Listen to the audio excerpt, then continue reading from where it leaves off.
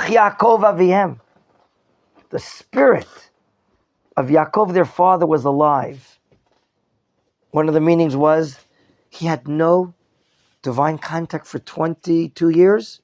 Do you remember that? And now the Shekhinah, the divine presence, is returning to Yaakov after hearing and being happy that Yosef is alive. But after we explained that there was a revival in Yaakov's life and that the divine presence is in his life, how many years did he live in Mitzrayim? 17 years.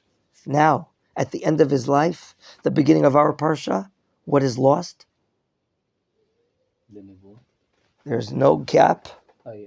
And therefore, as if there's no Shekhinah, divine presence. But what is it in particular? The Rashi said he wanted to tell now his sons, Kate Hayamin. Kate Hayamim, two ways in Daniel to say it.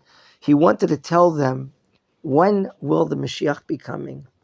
When? The end of days. And it was taken away from him. And to express that in the scripture, there's no gap, except for one letter. That's what we learned. My dear friends, open up, please, to our new chapter, Memtet 49. Vayikra Yaakov el banav, he calls his kids. Vayomer, hey asfu, get together, collect together. Va'agida lachem, and I'm going to tell you, 8 asher yikra etchem be'acharit hayamim. Huh? I'm a little baffled. I thought Rashi, quoting Chazal, told us that he will not be able to tell us about the end of days. And here, it seems that he's ready to tell them. Does anyone know how to resolve this seeming contradiction? Yes, Mr. Parlo? I see you doing this very well. Sure. You're not sure. It gives each one an individual place. But here it says he's going to tell us the Acharit Yamim, the end of days. I wanted to tell. You want to tell about the Shekinah, the wisdom was taken from him. But here it says he's ready to tell. Yes, he wanted to tell. So you want to say that he didn't tell? So your answer is he didn't tell. Okay, that's one possible answer. Someone else has an answer? Another? Just giving them like the hint on what will happen. Remez.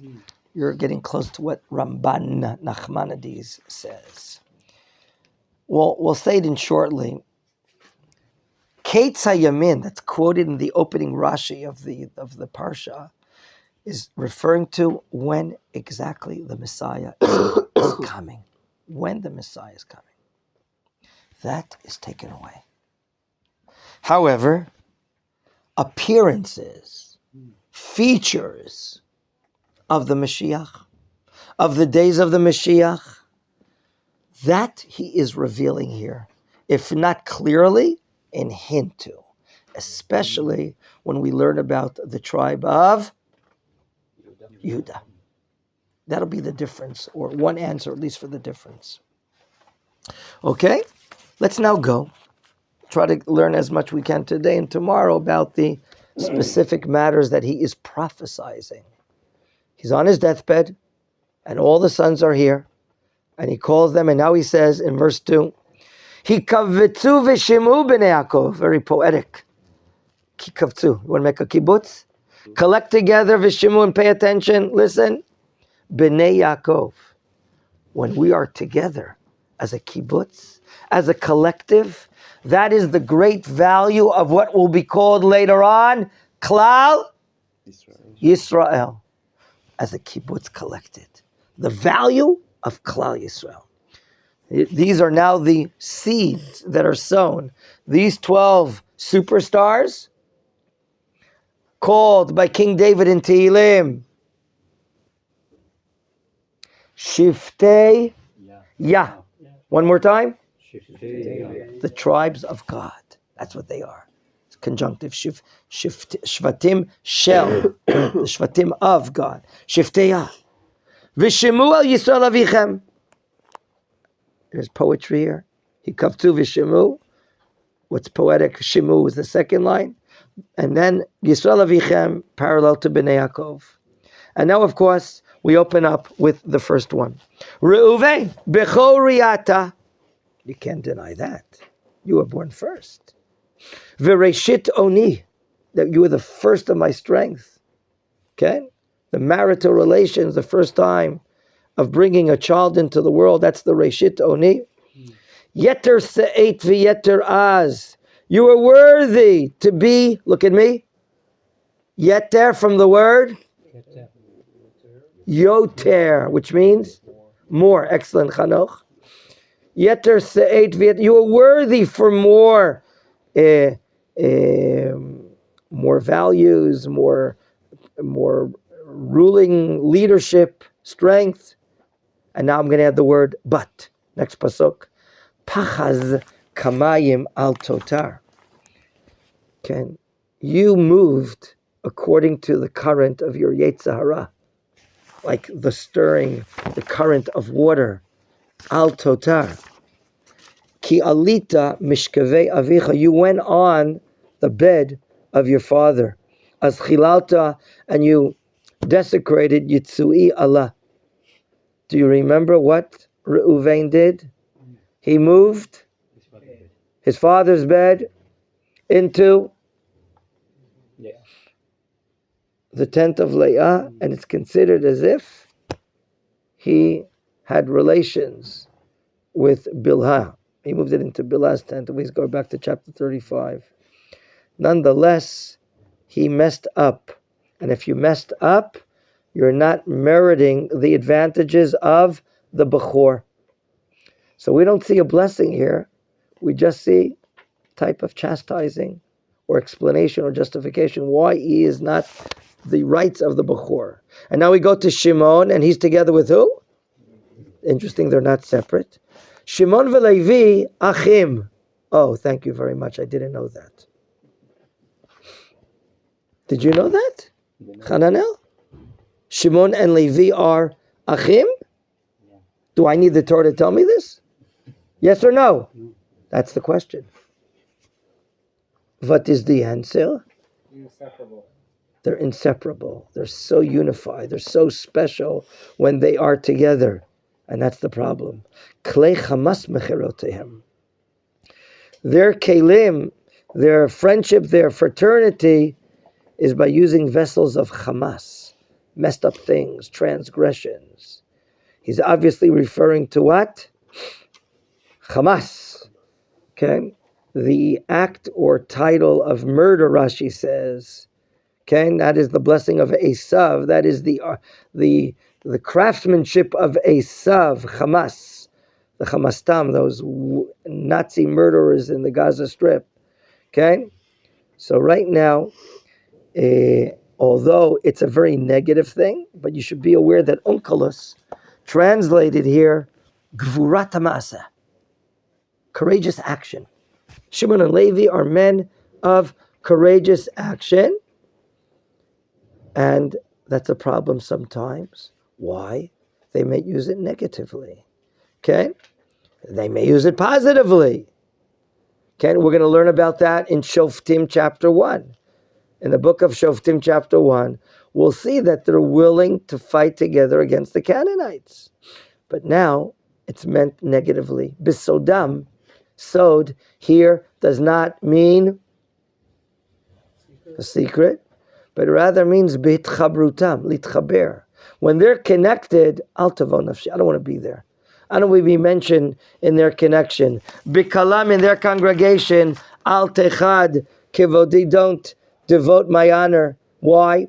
Ki ve'apam hargoish. It's all poetic here. Ki ve'apam, poetic prophecy. Hargoish, with their wrath, their anger, they killed man. They killed one man? Why the word ish? Anyone see commentary? Why the word ish? Maybe the major leader of the town. Does Rashi say why the word ish? Because maybe they were like one man. Why were they like one man? Because most of the town, when they came to combat them, it wasn't even a fight. It says they came on the town betach. It's like there was no... When they went up against Shechem and Chamor themselves, then there was a struggle. Maybe that's the meaning. Kivyapam, with their anger, harguish, uvertzunam ikru shor. Gentlemen, what is the negative attribute that Yaakov is relating to? What is an outstanding attribute that Shimon and Levi have?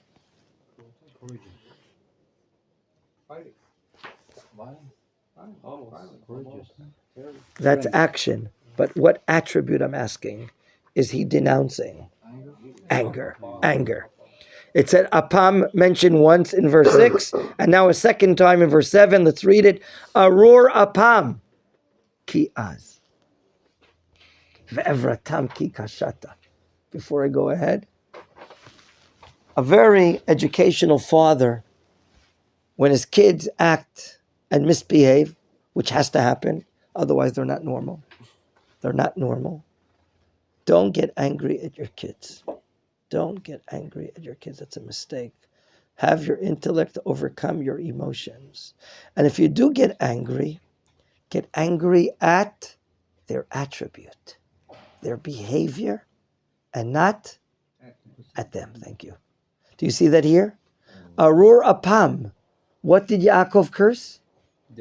Their wrath and anger. But he did not curse them. Very good. Arur apam ki az ve'efratam ki kashata. Action, what has to be done? Achalekem b'Yaakov afitzem b'Yisrael. I have to disperse them, divide them amongst Yaakov and disperse them amongst Israel. Why should Levi and Shimon not live together? Because there will be too much violence. They're going to be wild rascals. They're going to use their anger for maybe wrong things. The truth is, one of the great commentators called the Akedat Yitzchak writes that the attribute of anger has to be used properly.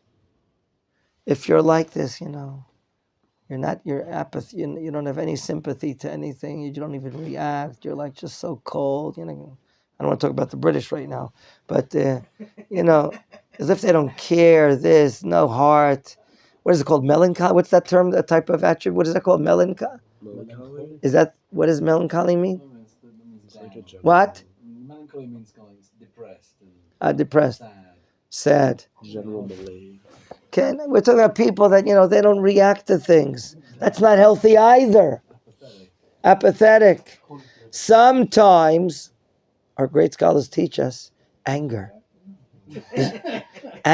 has to be used. Of course, once in 6 years, for 2 minutes and not for longer.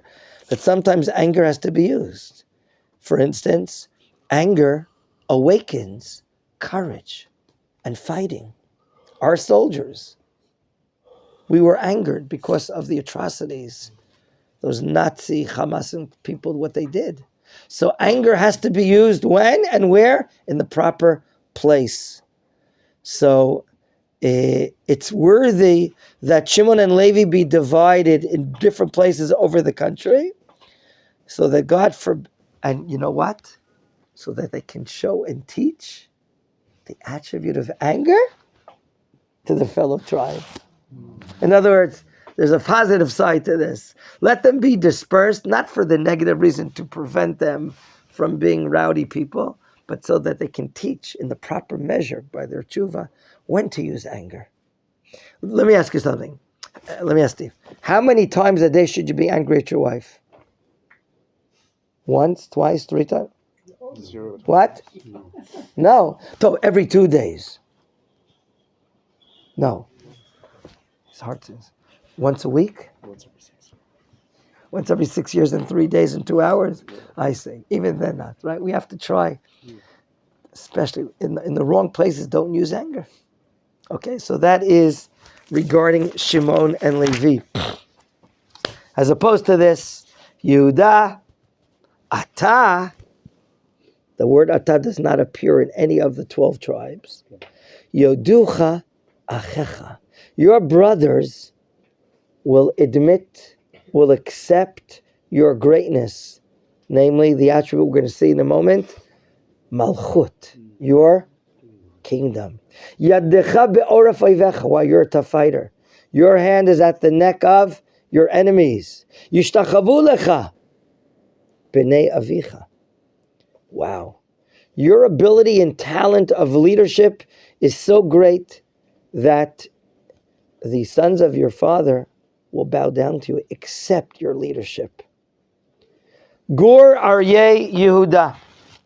Before we get about, they tell me, did Rav Yehuda, when he was teaching about the tribes, did he teach about the Hashmonaic dynasty? No, he did not. What? Maybe that we'll talk about tomorrow briefly. What? Look at me. Can you think of several tribes that are made analogous to wild animal? Benjamin is made analogous to? A wolf. Hebrew? Ze'ev. Ze'ev. Very good. What is Yehuda? Lion. What type of lion? Gur. Gur. What is a gur? A cub. I thought that was kfir. There are several names for young animals. Okay? Gur Aryeh Yehuda. Rashi says this is a prophecy regarding David. Okay? When Shaul was king, and David was the chief of staff of the Israeli army in his younger years, he was likened to a Gur Aryeh Yehuda. He took out the army, brought them back in success, war after war. Okay? And that is the attribute, the great attribute of war plus leadership. Tov, we're going to stop here. B'ezrat Hashem.